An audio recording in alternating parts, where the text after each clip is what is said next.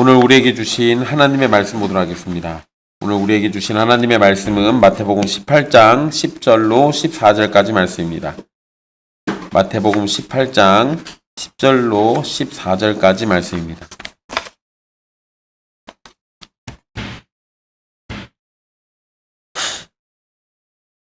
귀하신 하나님의 말씀 받들어서 읽도록 하겠습니다. 삼가 이 작은 자 중에 하나도 업신여기지 말라. 너희에게 말하노니 그들의 천사들이 하늘에서 하늘에 계신 내 아버지의 얼굴을 항상 배웁느니라. 너희 생각에는 어떠하냐? 만일 어떤 사람이 양 100마리가 있는데 그 중에 하나가 길을 잃었으면 그 99마리를 산에 두고 가서 길 잃은 양을 찾지 않겠느냐? 진실로 너희에게 이르노니 만일 찾으면 길을 잃지 아니한 99마리보다 이것을 더 기뻐하리라. 이와 같이 이 작은 자 중에 하나라도 잃는 것은 하늘에 계신 너희 아버지의 뜻이 아니니라. 아멘. 이 말씀은 살아계신 하나님의 말씀입니다.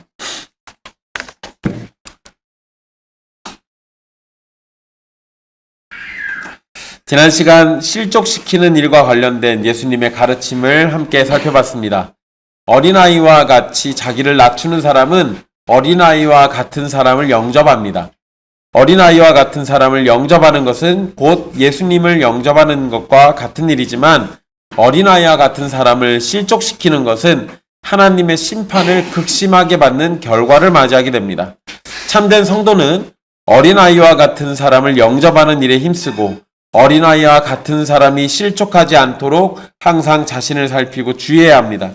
자, 오늘 말씀은 어린아이와 같은 사람을 실족시키는 일에 이어서 그들을 업신여기지 말아야 함을 더욱 분명하게 가르치고 계십니다. 10절 말씀부터 보시면 10절에 맨 앞에 삼가라고 시작을 합니다. 이 삼가라고 번역된 단어는 우리가 삼가하다 이런 표현 쓰잖아요. 이게 이 단어는 주의하다, 신중하게 지켜보다 이런 의미가 있습니다. 그러니까 작은 자를 향한 교회의 태도가 하나님 앞에서 매우 중요한 일이라는 것을 경고하면서 시작하는 표현입니다. 그러니까 이후에 있는 내용들은 굉장히 주의 깊게 지켜보고 생각해야 한다는 것을 의미해요. 예수님은 작은 자 중에 하나도 업신여기지 말아야 한다고 가르쳐 주십니다. 여기에서 업신여기다로 번역된 단어는 무시하고 멸시하는 모든 행위를 의미합니다. 또한 작은 자라는 표현은 제자들을 포함한 모든 신자를 가리킵니다. 특히 세상으로부터 멸시받는 성도나 교회 안에서 지위가 낮거나 가난한 사람들을 가리키는 표현으로 이해할 수 있습니다. 그런데 작은 자를 믿음의 상태와 연결해서 이해한다면 믿음이 미지근하고 헌신이 부족한 사람, 이런 신앙의 경계선에 서 있거나 신앙이 부족한 명목상 그리스도인들을 가리키는 표현으로도 이해할 수 있습니다. 그런데 이런 내용들 전체 다 종합하면 결국 모든 신자들이 여기에 다 해당이 된다는 것. 우리가 겉으로 이렇게 딱 비춰지는 걸로 이 작은 자를 생각하기가 쉽습니다. 몸에 불편하신 분들 또는 건강이 좋지 않으신 분들 그리고 돈이 별로 없으신 분들 이런 사람들을 이 교회에서는 또는 우리 세상의 눈으로는 쉽게 이 작은 자로 보기가 쉬운데요. 방금 제가 얘기한 건 다 상대적입니다. 여러분, 우리가 몸이 아무리 건강해도 나보다 더 건강한 사람이 있을 거 아니에요. 그럼 그 사람 눈에는 나는 안 건강하잖아요. 그럼 작은 자죠. 내가 아무리 돈이 많아도 나보다 돈이 더 많은 사람이 있을 수 있습니다. 그럼 그 사람의 눈에는 제가 작은 자일 수밖에 없어요. 그러니까 작은 자라고 얘기할 때는 기본적으로는 분명히 멸시받고 지위가 낮고 가난하거나 연약한 사람들을 의미하는 표현이 맞긴 하지만 조금만 넓게 보면 모든 사람들이 여기에 다 해당될 수 있는 거예요. 예수님은 왜 작은 자를 업신여기지 말아야 하는지 그 이유를 설명하시는데요. 그들의 천사가 하늘에 계신 아버지의 얼굴을 항상 뵙기 때문이다 라고 말씀합니다. 이 하늘에 계신 아버지의 얼굴, 특히 요 예수님의 표현을 보면 하늘에서 하늘에 계신 내 아버지의 얼굴을 항상 뵙는다라고 이렇게 표현하셨어요. 근데 여기에서 이 뵙는다라고 표현할 때 이거는 왕의 얼굴을 뵙는 것과 연결해 가지고 이해하실 수 있습니다. 왕의 얼굴을 뵙는다라고 할 때는 왕과 매우 친밀한 관계를 의미합니다. 그러니까 아무나 왕의 얼굴을 볼 수 있는 게 아니에요. 그러니까 이렇게 보면 여기에서 하나님의 얼굴을 항상 뵙는다라고 할 때 이 그들의 천사는 하나님의 최측근, 아주 가까운 존재들, 그리고 그런 천사들이, 그런 최측근인 그 천사들이 작은 자들을 섬긴다라는 것은 작은 자들을 하나님이 얼마나 귀하게 여기시는지 보여주는 겁니다.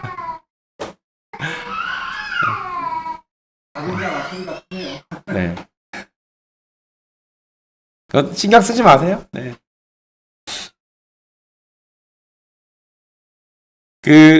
여기에서 이 그들의 천사라는 표현은 좀 논쟁이 있습니다. 그들의 천사. 왜냐하면 그들의 천사 이러면 우리 뭔 생각하죠?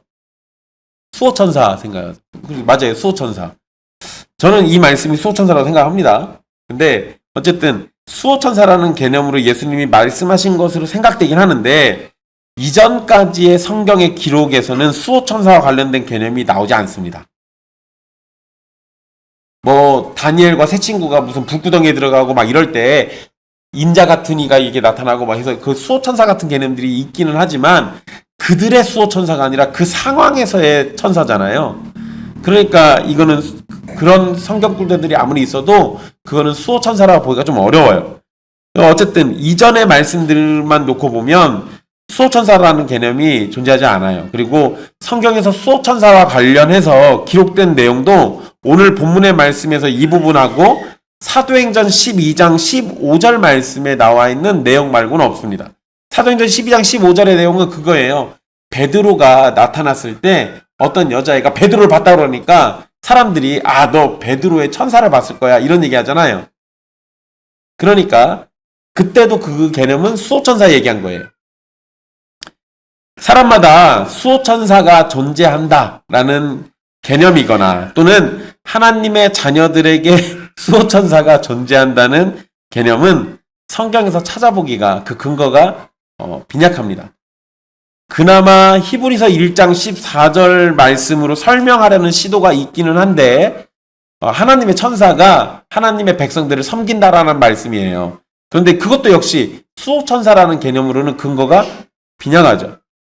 그런데 여러분 이게 성경에는 없는데 유대인들의 문헌에는 수호천사가 엄청 많이 나옵니다. 이게 아주 보편적이에요. 유대인들의 문헌에는. 그래서 예수님이 수호천사라는 개념을 사용하고 계신 것은 작은 자라는 존재가 세상에서 존귀하게 대접받지 못할지라도 하나님께서는 자녀라는 특별한 영광을 가진 자들에게 하나님이 수호천사를 보내셔서 돌보실 만큼 특별한 존재다라는 것을 설명하는 거예요. 그러니 누구도 함부로 작은 자를 함부로 대하거나 업신여겨서는 안 된다라는 겁니다. 설령 수호천사라는 것이 실제로 없다라고 하더라도 예수님이 가르치시라는 의도는 분명합니다. 하지만 예수님께서 없는 이야기를 지어서 이야기하시진 않아요. 이제 비유로 얘기하신 거면 모를까. 여기서는 아예 진짜로 사실처럼 얘기하고 계신 거잖아요. 그러니까 이런 걸 놓고 보면 이 수호천사가 있다라고 받아들일 수 있습니다. 비록 여러분 성경에서는 근거를 찾기가 어렵다 할지라도요. 예수님의 말씀에 필연적으로 근거를 찾아야 하는 것도 아니에요. 이쯤 되면은 그냥 예수님의 말씀이니까 그냥 우리가 믿으면 된다라는 겁니다. 뭐 믿기 싫으신 분들은 안 믿어도 상관없습니다. 왜냐하면 수호천사의 존재 여부는 구원의 본질적 진리와 직접적 관련이 있는 게 아니기 때문에 이 부분을 교리적으로 굳이 논쟁할 필요는 없어요.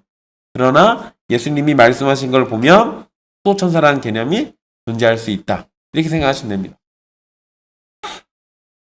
자, 11절은 우리 성경에서는 없음으로 돼 있죠. 후대 사본에 보시면 여러분들 성경에도 아마 밑에 부분에 조그맣게 써 있을 거예요. 인자가 온 것은 잃은 자를 구원하려 함이니라. 네. 이런 구절이 아마 추가되어 있을 겁니다. 이것도 역시 여러분 고대 사본에는 없기 때문에 원본에는 없던 구절로 여기는 겁니다. 그래서 우리 성경에는 이게 없음으로 되어 있는 거예요. 근데 요거를 있다라고 이거 없으면은 이 성경책 잘못된 거다라고 주장하시는 분들이 있는데 그런 말에 현혹되실 필요는 없습니다. 문맥상 이 구절이 없어도요. 14절 말씀에서 이 구절의 의미가 포함되어 있는 것으로 생각할 수 있습니다. 그러니까 굳이 이 구절이 없어도 의미는 충분히 잘 전달된다라고 이해하시면 돼요. 자, 12절 말씀을 보시면 예수님은 제자들에게 생각을 물어보십니다. 너희의 생각에는 어떠하냐라고 이렇게 질문하시면 이거는 너희들 어떻게 생각하니? 라고 지금 물어보신 거잖아요. 그런데 사실 표현은 마치 제자들의 생각을 물어보시는 것처럼 되어 있지만 제자들의 생각을 듣고 도움을 받는다는 개념이 아니라 내버려 두세요. 네. 이건 괜찮아요. 네. 여러분들이 지금까지 혜성이한테 속고 계셨던 거예요. 제 집에서 저래요.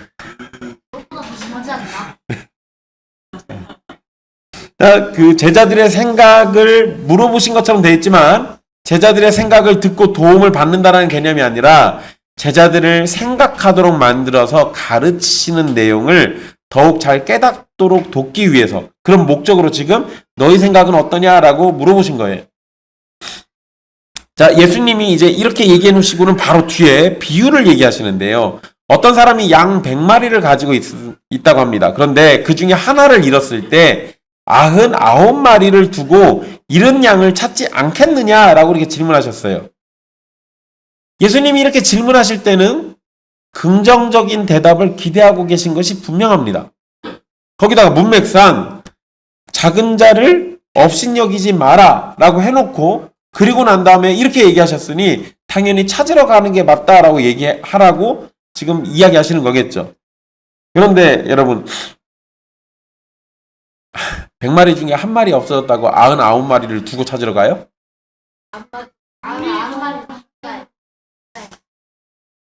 우리에 넣어놓고 잘 봐요. 성경을 잘 보셔야 돼요. 99마리를 산에 두고 가서 길 잃은 양을 찾지 않겠느냐라고 되어 있습니다. 네. 그러니까 이거 지금 우리에다가 집어넣고 말고가 아니라 산에서 지금 일어난 일이에요. 그러면 잃어버린 양도 어디서 잃어버린 겁니까? 산에서 잃어버린 거예요. 잃어버린 양도 산에서 잃어버린 겁니다. 자, 일단 여기에서 이 길을 잃었으면 이라고 할 때 이 해당하는 단어는 방황하다라는 의미가 있습니다. 그러니까 얘가 방황하고 있는 거예요. 이거를 잘못된 신앙으로 빠지거나 또는 믿음을 잃어버리고 영적인 방황을 하는 경우도 이 단어를 씁니다.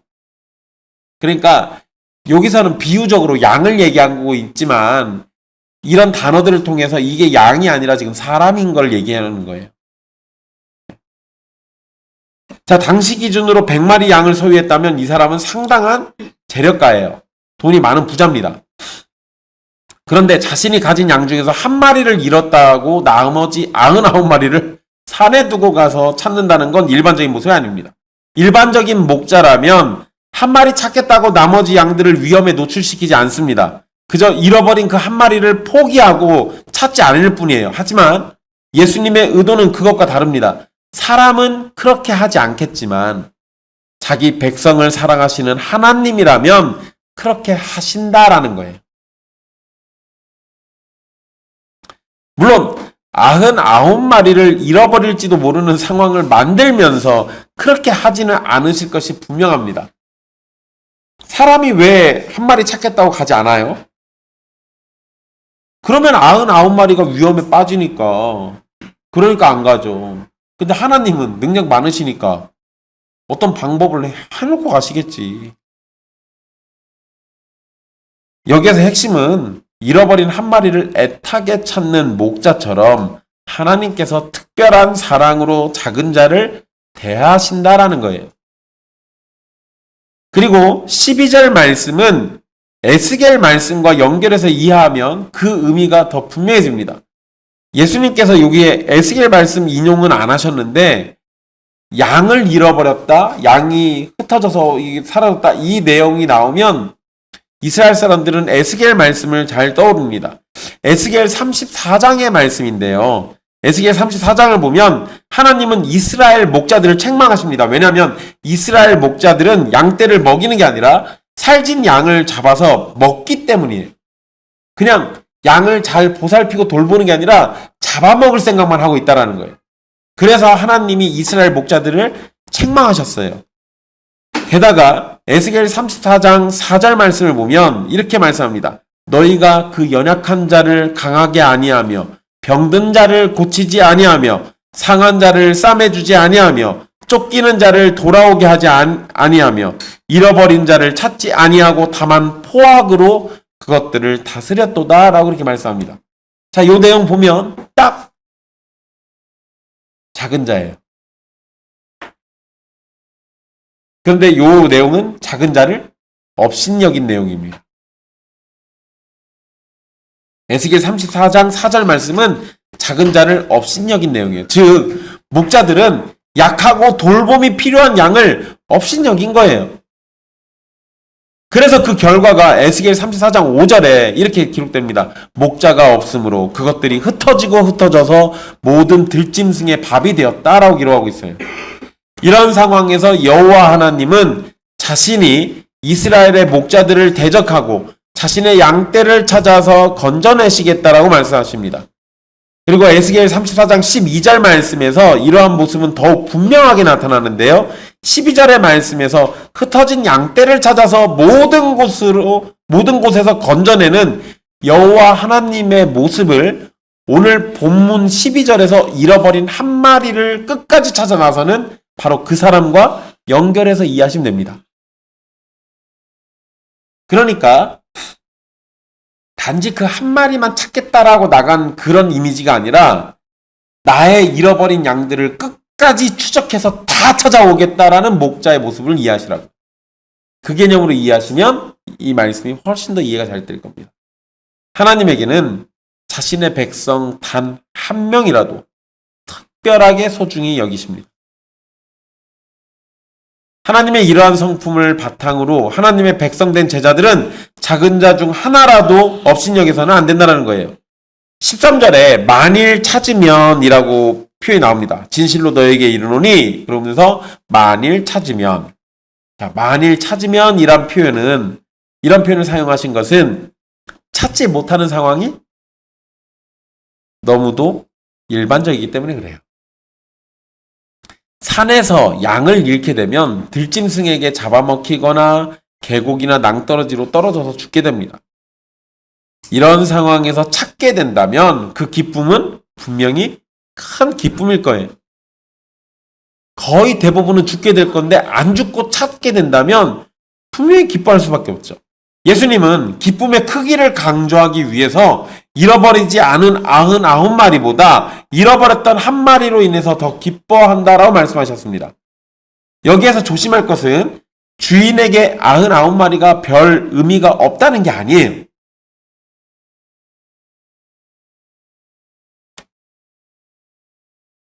물론 주인이 잃어버린 한 마리의 양을 찾기 위해서 99마리의 양을 방치하는 것처럼 어리석은 결정을 할 만큼 잃어버린 한 마리의 양을 소중하게 여긴다는 강조점이 분명히 있습니다. 하지만 분명한 것은 이 강조점은 목자의 비이성적인 행동이 아니라 잃은 양을 찾음으로 드러나는 하나님의 회복의 은혜에 있어요. 하나님의 회복의 은혜, 바로 그게 강조점이에요. 또한 처음에 양 100마리였다가 한 마리가 사라져서 부족하게 되었을 때 그 문제를 해결하기 위해서 움직였고 다시 처음에 완전한 상태로 돌아갔기 때문에 주인의 기쁨이 큰 겁니다. 그리고 만약 한 마리를 찾아왔더니 다른 양들이 사라졌다면 이 주인 어떻게 하겠어요? 다시 잃어버린 양 찾으려고 수고를 아끼지 않을 겁니다. 그러니 이 한 마리를 찾겠다고 나머지를 버리고 가? 이거에 너무 집착하지 마시라고요. 이것을 하나님께 적용해 보면 하나님은 자기의 사랑하는 백성 가운데 잃어버린 자들을 찾아서 자신이 예정하신 하나님의 나라를 완성하시는 걸 기뻐하신다는 거예요.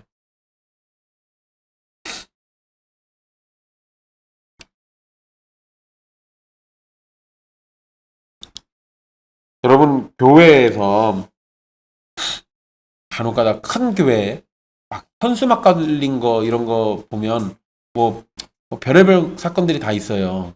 네, 근데 제가 현수막 걸리는 것 중에 좀 이해가 안 되는 게 있긴 한데, 목사가 책 써가지고 하면 왜 그런 건 왜 현수막 걸어가지고 감사 예배 이런 건 뭐하러 드려요? 목사가 박사학위 따면 그건 또 왜 해요? 그 애써서 공부했으니까 박수를 한번 쳐주고 말지 뭘 그걸 또 뭐 감사 예배를 드리고 현수막까지 걸고. 사실 여러분, 박사학위 딴 게 중요합니까? 한 사람이 예수님 믿고 구원받는 게 중요합니까?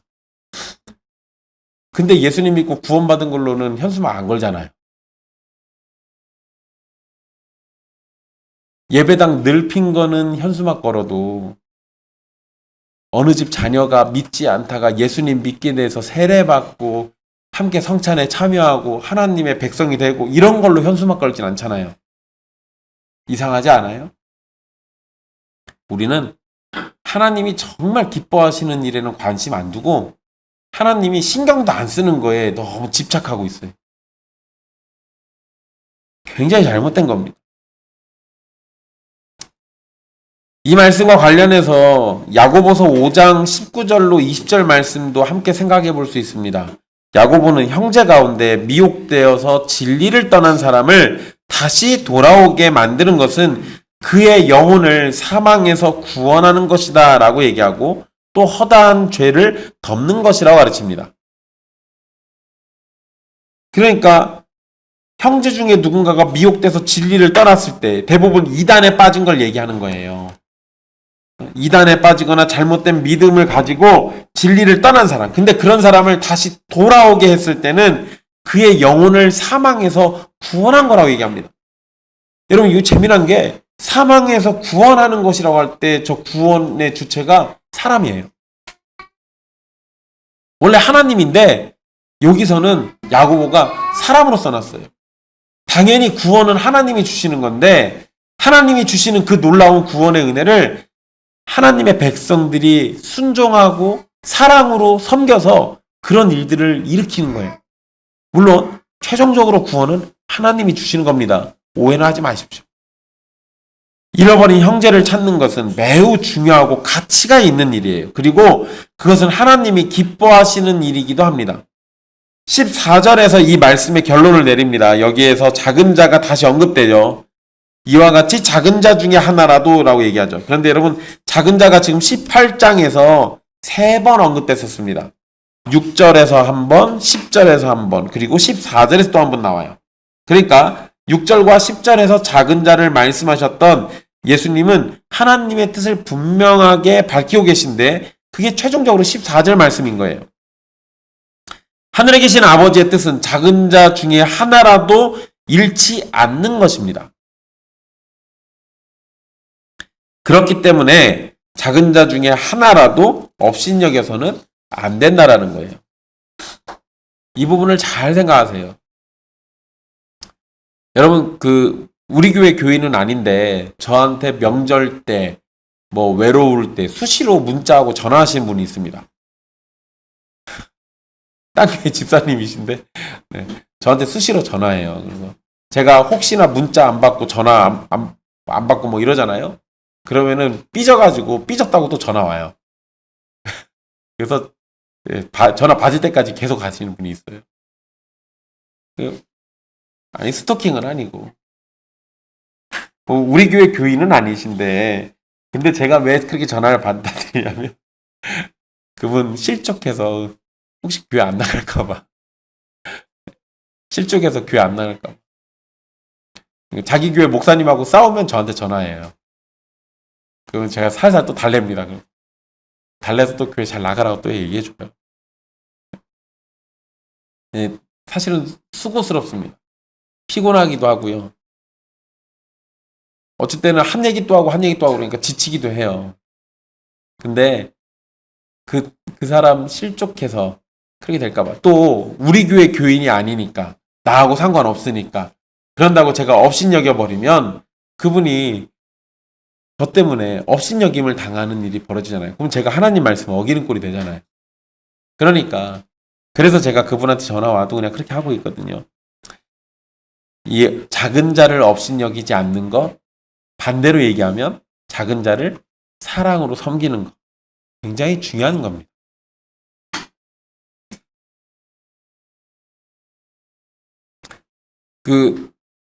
저한테 전화 또 많이 하는 사람들이 있습니다. 예수자원의 식구들. 돌아가면서 저한테 자꾸 전화해요.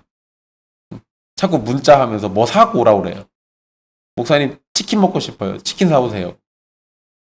사오라고 명령하지 말고 사다 주세요라고 부탁을 해야지. 그러면 사다 주세요. 죄송합니다. 이래요.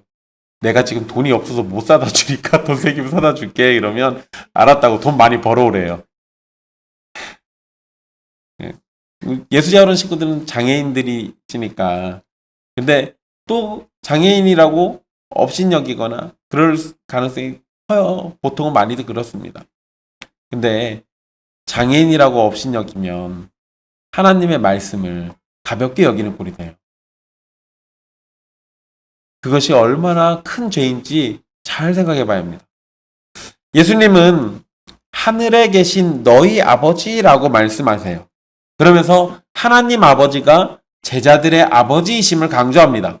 예수님이 말씀하실 때 나의 아버지가 한 사람도 잃는 것을 원하지 않는다라고 말씀하신 것이 아니라 너희의 아버지가 한 사람도 잃는 것을 원하지 않는다라고 말씀하고 계세요. 이것은 제자들과 하나님과의 관계가 아버지와 자녀라는 관계임을 깨닫게 하시는 것이고 아버지와 자녀라는 관계에서 아버지의 기쁨을 위해서 어떻게 살아야 할 것인지를 가르쳐 주시고 있는 거예요. 그리고 여러분 10절 말씀에 보면 하늘에 계신 내 아버지의 얼굴이라고 10절 마지막에 써 있어요. 내 아버지의 얼굴. 예수님 분명히 그렇게 얘기하셨어요. 근데 14절에서는 너희 아버지라고 얘기하시죠. 내 아버지가 너희 아버지예요. 그러니까 이렇게 되면 나의 아버지인 것만이 아니라 너희의 아버지니까 너희와도 관계가 있고 동시에 아버지가 같잖아요. 그렇죠. 예수님과 제자들이 형제라는 것을 표현하고 계신 거예요. 결국 이 내용은 가족이라는 그 관계성 안에서 아버지와 자녀의 관계 또 형제와의 관계 속에서 이 말씀을 지키고 따를 것을 요구하고 있는 거예요. 교회 안에서 작은 자들을 향한 업신여기는 일들이 벌어지는 이유는 여러 가지가 있을 수 있습니다. 과거로부터 지금까지 교회는 부자들을 귀하게 여기고 가난한 자들을 업신여기는 일들이 수없이 반복되어 왔습니다. 돈과 권력을 가진 사람을 높이고 가난하고 힘이 없는 자들을 천하게 여기는 것은 그 자체로 교회의 본질을 떠난 것이어서 그런 모습이 교회 안에서 발견된다면 그 교회는 심각하게 오염되고 죄로 물든 교회일 겁니다. 그런데 이런 모습들이 너무도 흔하게 교회에서 발견돼 왔어요. 너무 슬픈 일이죠. 너무 슬픈 일이에요. 겉으로 보이는 모습 또는 재력 이런 거 가지고 사람들을 판단하고 받아들이는 거 굉장히 잘못된 겁니다. 여러분 제가 전에도 한번 이거 아마 얘기 드린 게 좀 오래되는 것 같은데요. 지금은 죽었지만 이재록이라는 이단이 있었잖아요. 만민교회. 제가 우리 이모 때문에 그 교회를 이모네 집 가면은 어쩔 수 없이 가야 돼요. 이모가 거기 완전 골수 신자여가지고. 지금은 나왔습니다. 근데 우리 이모 때문에 거기를 갔는데 광고 시간이었어요. 광고 시간에 뭐라고 광고했냐면 총회장이라 불러요. 이재록을. 우리 총회장님 예배 끝나고 나갈 때 바쁜 사람들, 중요한 사람들 만나야 하는데 성도들이 막 그 앞에서 막 자기 좀 봐달라고 막 손 내밀거든요. 그거 못하게 하는 광고를 했어요. 우리 총회장님 바빠서 저 국회의원들이랑 이런 사람들, 중요한 사람들 만나야 하는데 여러분들이 그렇게 붙잡으면 총회장님이 할 일을 못한다. 그러니까 여러분들은 급해도 나중에 해라. 이렇게 얘기하더라고요. 아니, 어떻게 교회가 대놓고 그런 얘기를 합니까? 왜 거기에서 손 내미는 사람들은 얼마나 절박해서 그러겠어요. 이재록이 병 고치는 능력이 있는 걸로 알려져서 사람들이 그러는 거예요. 거기 온 사람들은 얼마나 절박해서 손을 내밀겠습니까? 근데 그 사람들을 향해서 고작 한다는 얘기가 우리 총회장님 바쁘니까. 그런 말 같지도 않은 얘기들이 교회 안에서 너무 흔해요. 이단들만 그러는 게 아니에요. 그런 모습이 우리 안에서는 절대 나타나지 않기를 여러분들 노력하십시오. 돈 있는 사람은 존귀하게 여기고 돈 없는 사람은 천하게 대하고, 아니요, 교회는 결코 그래서는 안 됩니다. 돈이 있든 없든 다 하나님의 자녀예요. 권력이 있든 없든 다 하나님의 귀한 자녀들입니다. 그런데 이런 모습 말고도 때로는 경건하고 성실한 성도조차 신앙이 연약한 성도를 무의식적으로 판단하거나 비교하면서 업신여길 수도 있습니다. 예수님께서 작은 자 중에 하나라도 업신여기지 말라고 말씀하실 때 열심히 있는 성도들에게 열심을 가지지 못한 성도들을 업신여기지 말라는 의미도 분명히 포함되어 있는 겁니다. 오늘은 내가 열심을 가진 성도일 수 있지만 내일은 그 열정이 식어서 열심을 내지 못할 수도 있습니다. 오늘 열정이 없는 성도가 내일은 은혜 가운데 열심을 품고 충성스러운 모습을 보일 수도 있어요. 그렇기 때문에 우리는 서로를 용납하면서 업신여기기보다 아끼고 사랑하는 마음을 가져야 하는 겁니다. 하나님은 자신의 백성 한 사람 한 사람을 매우 소중하게 여기십니다. 특히 가장 연약한 작은 자들을 향해서 끊임없이 사랑하고 철저하게 돌보십니다. 이러한 하나님의 사랑과 관심이 성도가 누릴 수 있는 안전의 근원이에요. 하나님은 자신의 양떼에 속한 사람을 사랑하십니다. 그가 누구든지 어떤 위치에 있든지 그것은 중요하게 생각하지 않아요. 그것과 상관없이 하나님은 자기 양떼를 사랑하십니다. 그리고 그들을 철저하게 돌보십니다. 하나님은 작은 자를 특별히 긍휼히 여기시고 그들을 향한 자비와 사랑을 가지고 계세요. 그래서 우리가 이 부분을 중요하게 생각할 수 있는데, 여기에서 여러분, 작은 자는 기본적으로 힘이 없고 연약하고 가난하고 지위가 낮은 사람을 가리키지만 앞에서 얘기했듯이 성도는 누구나 다 작은 자에 해당한다라고 말씀드렸습니다. 왜냐하면 우리는 성령님의 은혜 속에서 심령이 가난한 자들로 부르심을 받았기 때문이에요. 우리가 예수 그리스도에게 속한 사람이라면 누구나 다 심령이 가난한 자들입니다.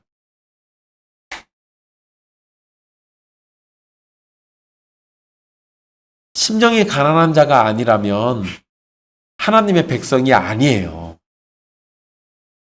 근데 심령이 가난하다라고 하면 그 말 자체가 나는 작은 자입니다라고 고백하는 거랑 똑같은 거예요. 즉 예수 그리스도의 사람은 누구나 작은 자고 작은 자가 될 수 있다는 겁니다. 물론 교회 안에서는 더 힘이 있고 더 권력을 가지고 그것을 또 행사하는 사람들이 있습니다. 그래서 다른 형제와 자매보다 더 힘을 가졌다고 생각하는 사람은 자신보다 낮은 자 또는 연약한 사람을 업신여기지 말아야 합니다. 우리가 모두 작은 자에 해당한다는 점을 생각한다면, 그렇기 때문에 우리의 안전이 하나님의 사랑으로 보장된다는 점을 생각할 수 있습니다. 성도의 안전은 하나님의 사랑과 자기 백성을 향한 관심의 핵심을 가지고 있습니다. 특별히 로마서 8장 31절로 39절 말씀 보면 하나님께서 자기 백성을 어떻게 돌보고 안전을 지켜주시는지 알 수 있습니다. 특히 39절 말씀에 그 어떤 것도 우리를 우리 주 그리스도 예수 안에 있는 하나님의 사랑에서 끊을 수 없다라고 선언합니다. 핵심은 하나님의 사랑이에요. 하나님의 사랑이 우리를 안전하게 지켜주고 있는 겁니다. 그래서 우리는 우리보다 작은 자를 하나님의 사랑으로 돌봐야 합니다. 왜냐하면 하나님의 사랑이 작은 자인 우리를 안전하게 지켜주고 있기 때문에 그래요. 먼저 하나님의 사랑이 우리를 지켜주셨으니 우리는 그 사랑을 가지고 우리보다 더 작은 자들을 지켜줄 수 있어야 한다는 거예요. 하나님의 사랑을 온전히 받는 사람은 그 사랑을 따라서 다른 작은 자를 사랑으로 돌보게 되는 겁니다. 성도의 아픔에 관심 갖고 지친 성도에게 힘을 주고 굶주린 성도에게 먹을 것을 나눠주고 병든 성도를 위해서 기도하는 것이 우리에게 마땅한 일입니다. 이러한 일을 하지 않아서 성도를 시험에 들게 만든다면 그것은 하나님의 기쁨을 빼앗는 것과 같은 일입니다. 여러분, 우리 교회 처음부터 초창기부터 이렇게 다니셨던 분들은 중간에 우리 명찰 찾던 거 기억하실 거예요. 그때 명찰 왜 찾는지 혹시 아십니까? 이름 몰라서. 이름 몰라가지고 그때 사실 제가 화가 크게 난 거예요. 제가 웃으면서 명찰 찾자고 얘기했지만 사실은 화가 크게 났던 거예요. 교인이라고 그때 해봐야 20명 조금 넘는데 그 20명 이름을 못 외워가지고 이거 굉장히 심각한 문제예요. 교회로서의 정체성의 문제인 거예요, 그거는.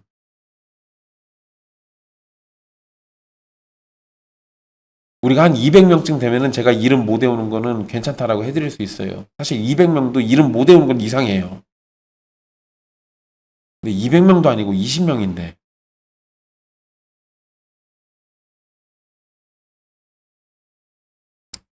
거기다가 성도들이 한 번씩 저한테 전화해가지고 누구 연락처 알려달라고 할 때 있습니다. 연락처들을 왜 모르세요? 미리미리 아세요. 그런 거 모르고 있는 거는 서로에게 관심이 없다라는 증거잖아요. 이건 참 슬픈 일이에요.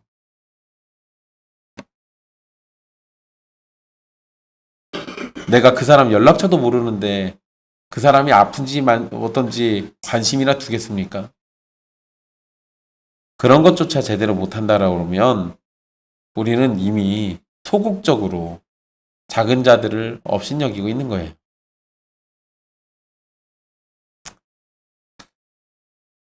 우리는 하나님의 마음을 본받아야 합니다.